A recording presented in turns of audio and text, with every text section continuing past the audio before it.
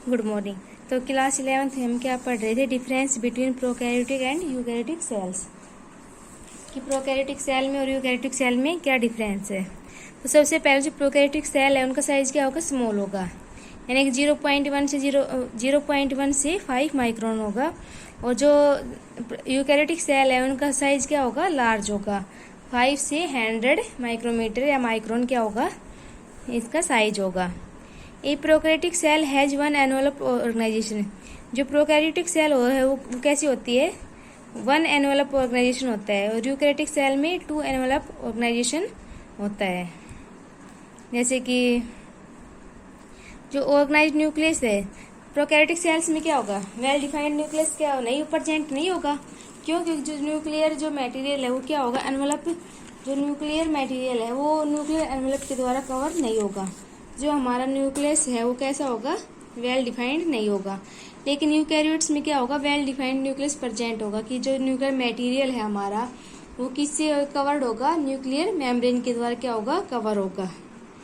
फिर है कि DNA is naked that is without histone, कि जो डीएनए है वो क्या होगा, नेक्ड होगा, कि डीएनए पे क्या होगा, कोई भी कवरिंग नहीं होगी स्टोन्स की या सेल में या न्यूक्लियर मेम्ब्रेन की। जो यूकैरियोट्स में क्या होगा, एसोसिएट होगा किसके साथ, स्टोन्स के साथ। DNA is usually circular. जो प्रोकैरियोट्स में जो डीएनए होता है वो कैसा होता है, सर्कुलर होता है। लेकिन जो यूकैरियोट में जो डीएनए होता है वो कैसा होता है, लीनियर भी हो सकता है। एक्स्ट्रा न्यूक्लियर डीएनए है जो मतलब कि एक्स्ट्रा न्यूक्लियर डीएनए मतलब कि न्यूक्लियर डीएनए के अलावा जो डीएनए होते हैं वो कैसे होते हैं, सर्कुलर होते हैं। प्रोकैरियोटिक सेल में क्या होगा, जब न्यूक्लियर एनवेलप एब्सेंट होगी, न्यूक्लियर मेम्ब्रेन एब्सेंट होंगी, तो डीएनए क्या करेंगी, साइटोप्लाज्म में लाई करेंगी फ्रीली। लेकिन जो यूकैरियोट्स में है, यूकैरियोट्स में डीएनए क्या होंगे, न्यूक्लियस में डीएनए कहाँ प्रेजेंट होगा, यूकैरियोटिक सेल में जो डीएनए है वो कहाँ पर प्रेजेंट होगा, न्यूक्लियस के अंदर। क्योंकि क्या होते हैं, जो न्यूक्लियस है वो किससे कवर होगा, न्यूक्लियर मेम्ब्रेन के द्वारा। और साइटोप्लाज्म में क्या होंगे, अदर ऑर्गेनेल्स पाई जाएंगी। जो हमारा प्रोकैरियोट्स है, प्रोकैरियोट्स में क्या होगा, जो रेस्पिरेटरी एंजाइम है वो कहाँ पर एसोसिएटेड होंगे, प्लाज्मा मेम्ब्रेन के साथ।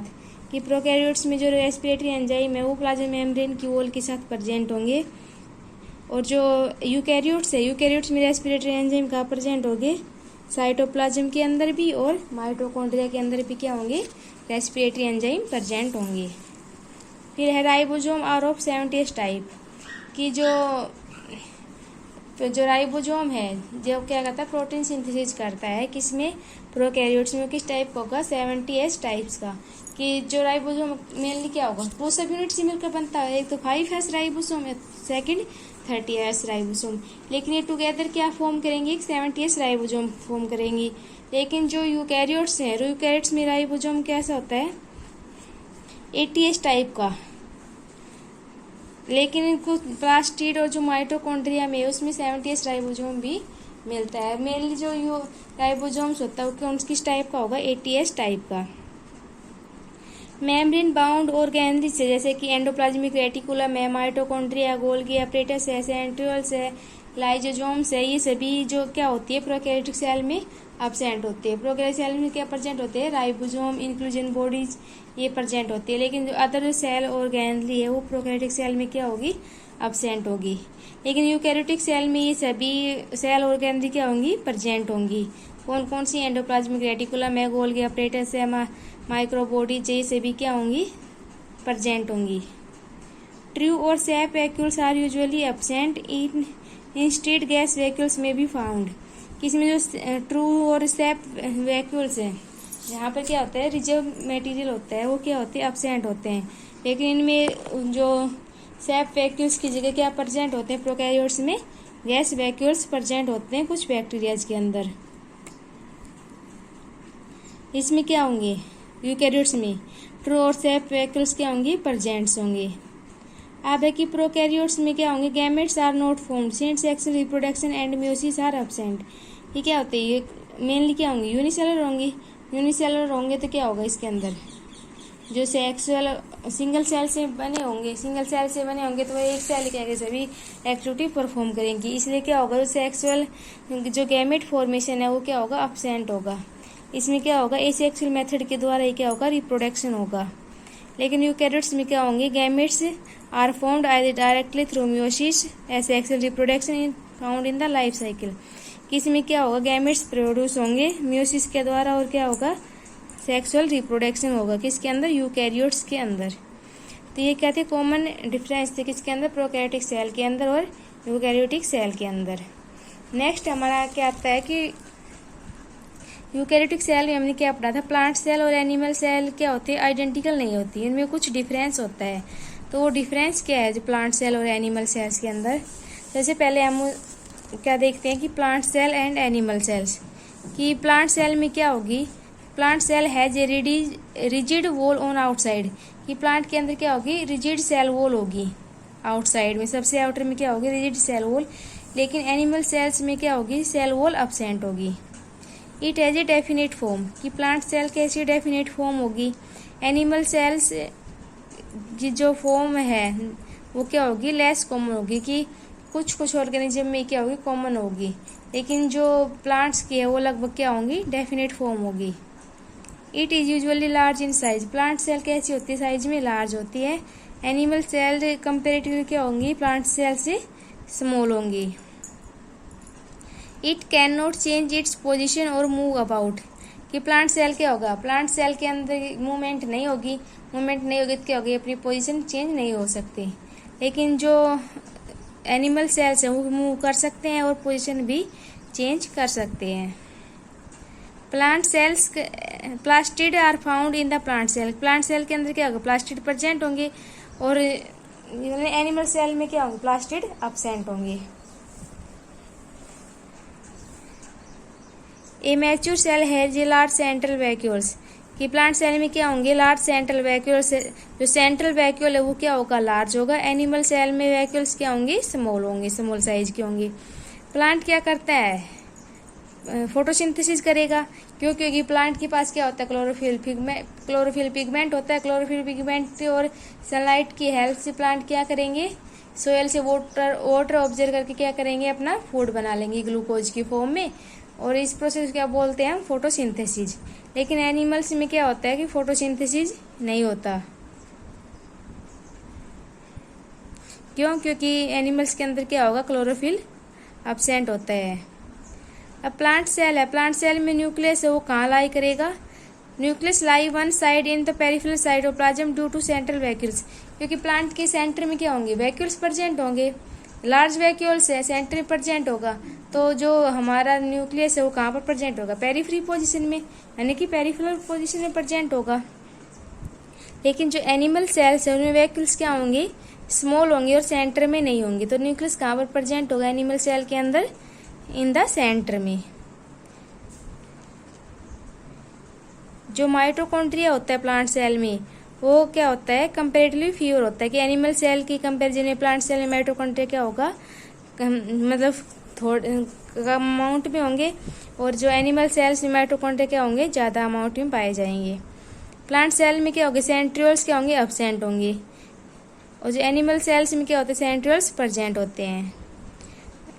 प्लांट सेल में जो लाइसोसोम्स है वो क्या होंगे, रेयर होंगे। Rare activity is performed by specified vacuoles, ये लाइसोसोम है प्लांट सेल में वो कम होंगे, क्योंकि जो लाइसोसोम की एक्टिविटी है वो किसके द्वारा की परफॉर्म हो जाती है, वैक्यूल्स के द्वारा।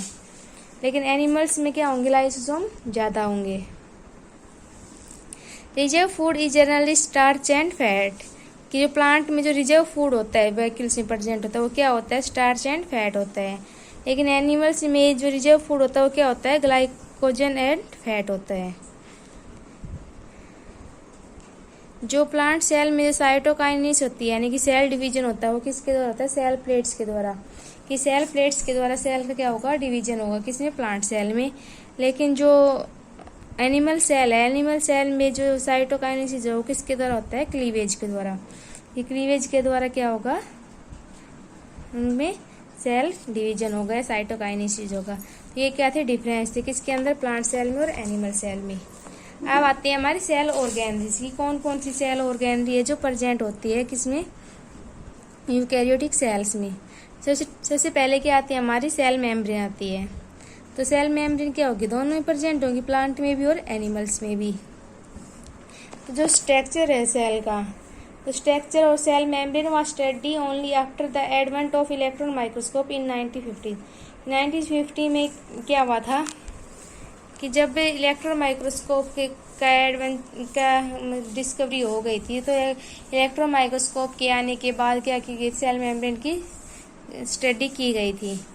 The term cell membrane was originally used by, जो टर्म है सेल मेम्ब्रेन वो क्या है, दो साइंटिस्ट ने मतलब उनका नाम दिया था कि दो साइंटिस्ट ने वो पहली बार यूज की थी। कौन सी, नेगली एंड क्रैमर ने, क्या 1855 में, for the membranes protect covering of protoplast, कि जो प्रोटोप्लास्ट की जो मेम्ब्रेन कवरिंग होती है उसको उन्होंने क्या नाम दिया था, सेल मेम्ब्रेन, की जो मेम्ब्रेन प्रोटोप्लास्ट को कवर करती है उसको क्या किया था, सेल मेम्ब्रेन। तो प्रोटोप्लास्ट क्या होती है, plant cell without cell wall, कि बिना सेल वॉल के जो क्या होती है प्लांट सेल होती है उसको क्या बोलते हैं हम, प्रोटोप्लास्ट बोलते हैं। The cell membrane is composed of lipid that are arranged in a bilayer, कि जो सेल मेम्ब्रेन है वो किसकी बनी होंगी, लिपिड्स की बनी होंगी। और लिपिड्स कैसे ऑर्गेनाइज होंगे, बाइलेयर, यानी कि 2 लेयर्स में क्या होंगे, अरेंज होंगे।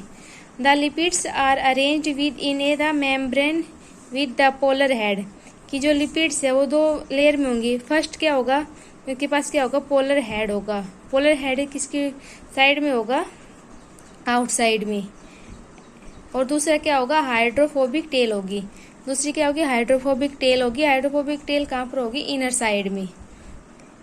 विच ensure the non polar tail of hydrocarbon is protected from the aqueous environment, जो टेल है वो किसके द्वारा कवर होगी, aqueous environment of the cell, की जो सेल के जो एक्वेस एनवायरमेंट है उसके द्वारा क्या होती है, वो प्रोटेक्टेड होती है। जो lipid component of the membrane mainly consist of phosphoglyceride, कि जो लिपिड कॉन्टैक्ट होता है मेम्ब्रेन का वो किससे बना हुआ होता है, फॉस्फोग्लिसरीड से।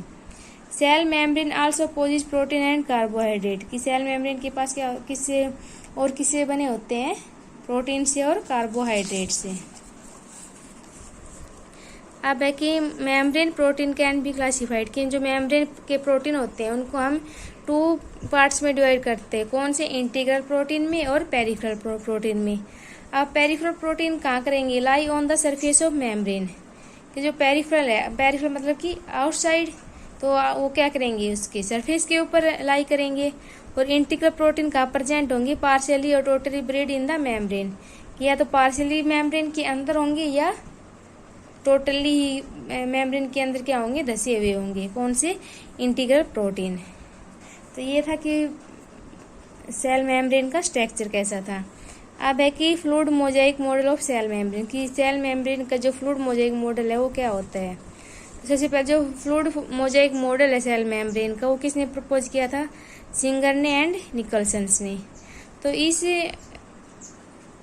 इस मॉडल के अकॉर्डिंग क्या था, the quasi fluid nature of lipid enabled later movement of protein within the oral bilayer and the ability to move within the